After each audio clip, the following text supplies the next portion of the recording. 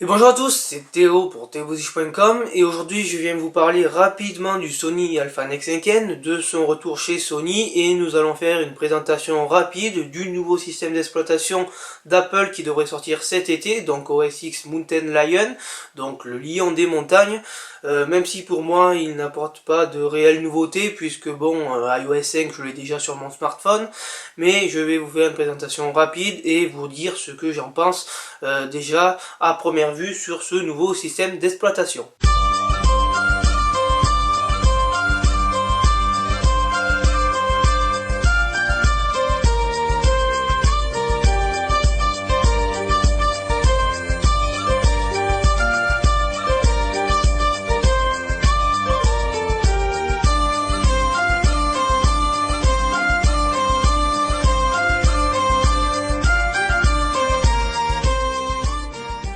Alors premièrement, le Sony Alpha Next 5N va repartir chez Sony, tout simplement pas parce que je ne le veux plus, mais tout simplement il va repartir en réparation, parce que j'ai encore les soucis de surchauffe que je vous avais parlé précédemment, même après avoir coupé l'écran tactile, je me suis aperçu que bon, si je l'utilisais plus que la normale, il surchauffait et ça me coupait encore les vidéos, donc j'ai récemment contacté quelqu'un qui avait un Sony Alpha Next 5N. Il m'a affirmé qu'en vidéo il ne surchauffait pas, et donc je me suis rendu compte que finalement mon optique avait un gros souci, c'est-à-dire que même en photo, les photos bruitent énormément, au niveau du flou etc, c'est pas vraiment correct. J'ai pu comparer des photos faites avec un Next 5N, c'est vraiment pas comparable. Donc c'est pour cela que vous n'avez pas eu de photos d'ailleurs dans le test du Sony Alpha Next 5N, ni sur Flickr. Je m'en excuse encore, mais une fois que tout sera rentré dans l'ordre, une fois que je l'aurai envoyé et qu'ils me l'auront réparé ou qu'ils m'en auront renvoyé un autre, on fera donc un réel test, donc en termes de photos, vidéos cette fois-ci. Et donc voilà. Second point de ce podcast, nous allons donc parler d'OS X Mountain Lion, qui est donc le nouveau système d'exploitation d'Apple qui devrait sortir cet été. Donc, pourquoi pour moi il n'est pas réellement nouveau? Ben tout simplement parce que bon, c'est un OS X Lion avec des fonctionnalités d'iOS 5, tout simplement. Je vous annonce déjà la couleur. Pour moi, c'est vraiment dommageable qu'Apple maintenant oriente son système d'exploitation phare vers le grand public, puisque bon c'est voilà, c'est grosso modo un iOS 5, j'ai l'équivalent sur mon smartphone, et je trouve vraiment dommageable dans le sens que ils auraient pu distinguer macOS X, qui était donc un vrai système d'exploitation, je le rappelle, et iOS 5, qui est donc un système mobile qui est certes performant dans certains domaines, mais qui laisse quand même à désirer. Donc maintenant, Apple s'est dit, tiens, on vend beaucoup d'iDevice, donc on va fusionner macOS X avec iOS 5, au moins les Jean-Jacques seront contents. On va intégrer le Game Center, on va intégrer iMessages, donc ça va s'appeler Message tout simplement. Donc au moins les Jean-Jacques pourront échanger entre iPhone, iPad, etc. à partir de leur Mac. On va intégrer Note. Donc je vais vous passer rapidement sur l'iMac pour vous montrer réellement ce qu'il y a comme nouveauté, puisque là de tête je ne m'en souviens plus, mais bon vous allez voir que les nouveautés sont très peu. Réellement je voulais vous faire un test sur le MacBook.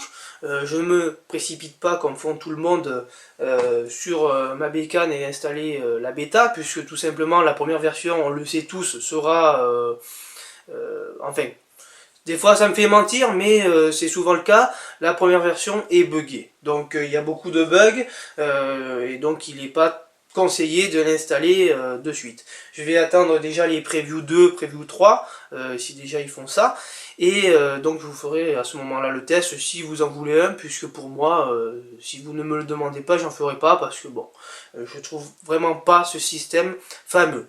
Alors vous allez me dire que je critique chaque fois les nouvelles sorties d'Apple, notamment sur son nouveau système d'exploitation. Dans tous les cas, chaque fois qu'un nouveau système d'exploitation arrive, tout le monde le critique, moi le premier. Mais bon, là franchement, je suis vraiment déçu sur le coup qu'Apple oriente encore une fois son système vers les Jean-Jacques, tout simplement, en oubliant que c'est pas grâce aux Jean-Jacques qui sont maintenant là, mais c'est à la base grâce aux professionnels. Donc un jour ou l'autre, si c'est pas déjà fait, les professionnels vont bouder Apple, donc ils vont dire qu'est-ce que c'est cette marque, ce n'est vraiment plus professionnel, c'est amateur tout simplement, et ils vont se barrer sur Windows. Donc maintenant, la majorité des pros maintenant vont migrer sur Windows. Et donc, bon, vous allez me dire qu'Apple ne va pas être en faillite, vu les chiffres qu'ils font actuellement, c'est vrai, mais bon, je trouve que c'est vraiment dommageable. On l'a déjà vu avec Final Cut Pro X, qui n'est vraiment plus orienté professionnel, mais grand public. On le voit maintenant avec Lion, puisque, excusez-moi, Lion, même s'il est plus performant, s'il intègre des nouvelles fonctionnalités que j'ai d'ailleurs désactivées, c'est vraiment pas génial.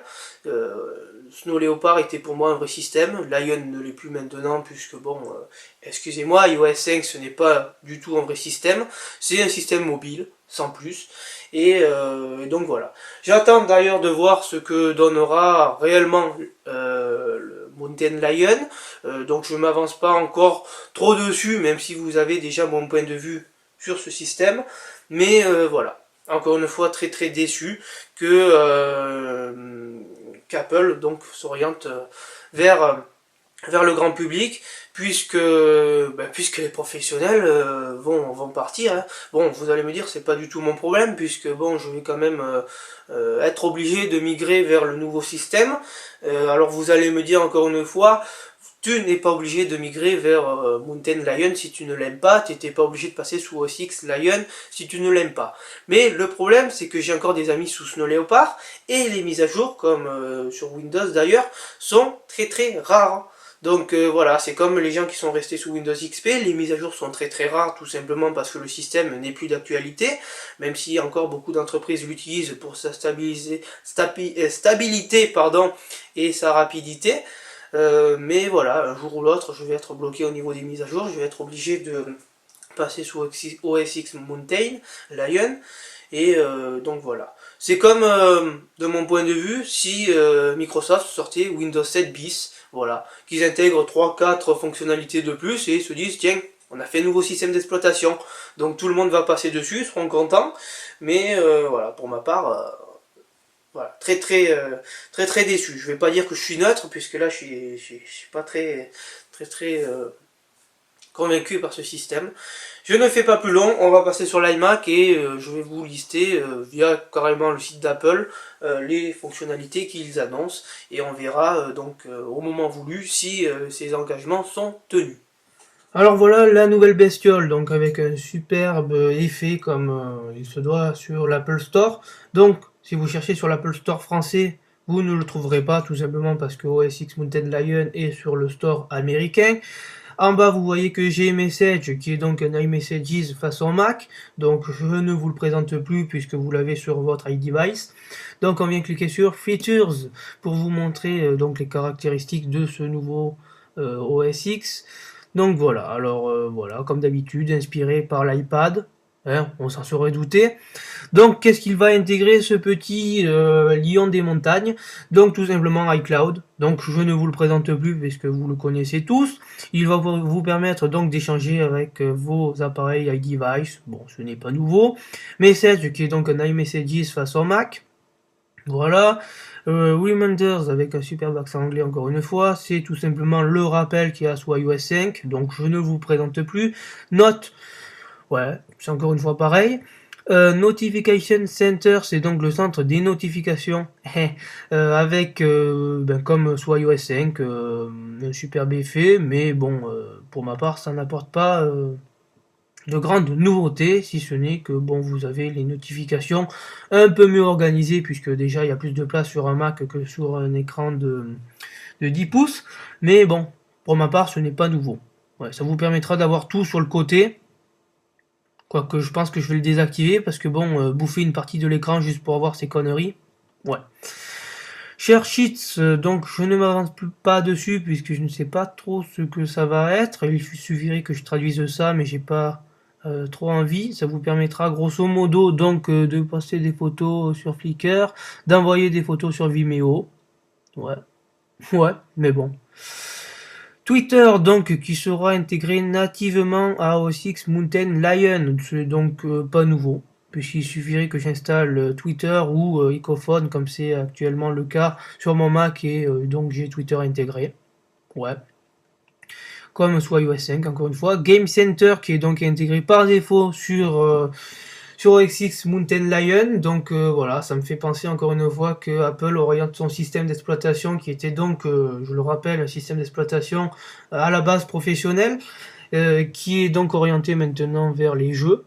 Donc le seul avantage que je vois sur Game Center, même s'il n'arrive pas encore une fois à la cheville de Microsoft, puisque Microsoft est quand même le système numéro 1 pour les jeux, donc voilà, le seul avantage que je vois, c'est qu'il va apporter les jeux sur Mac.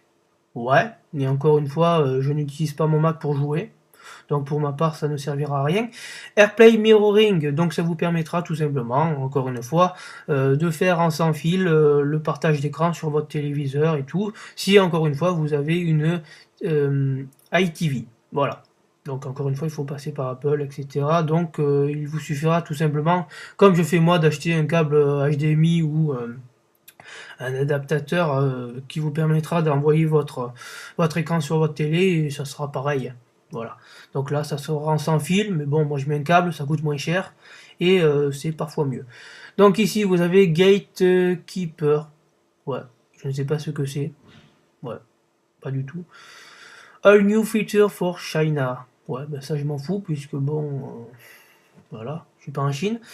Ouais, vous pouvez donc accéder sur l'accès développeur. Vous pouvez donc télécharger en preview donc ce OS X Mountain Lion. Je ne le ferai pas puisque j'en ai pas envie. Message qui est donc en version bêta. Vous pouvez voir que je l'ai testé ici. Ça marche bien. Voilà, mais bon, c'est comme iMessages. Et sinon, voilà, vous voyez que bon, en termes de fonctionnalité, ça me fait bien rire. Puisque bon, 1, 2, 3, 4, 5, 6, 7, 8, 9, 10. Ouais, 10 nouveautés. C'est bien pour un système d'exploitation qui se dit moderne ou réimaginé pour le Mac. Ouais. C'est comme, encore une fois, si Microsoft faisait un Windows 7 bis, ça serait pareil. Mais voilà, en termes de nouveautés, ils auront encore amélioré la fluidité, la rapidité au démarrage, mais bon, je vois pas, encore une fois, suffisamment de nouveautés pour prétendre passer sous OS X Mountain Lion.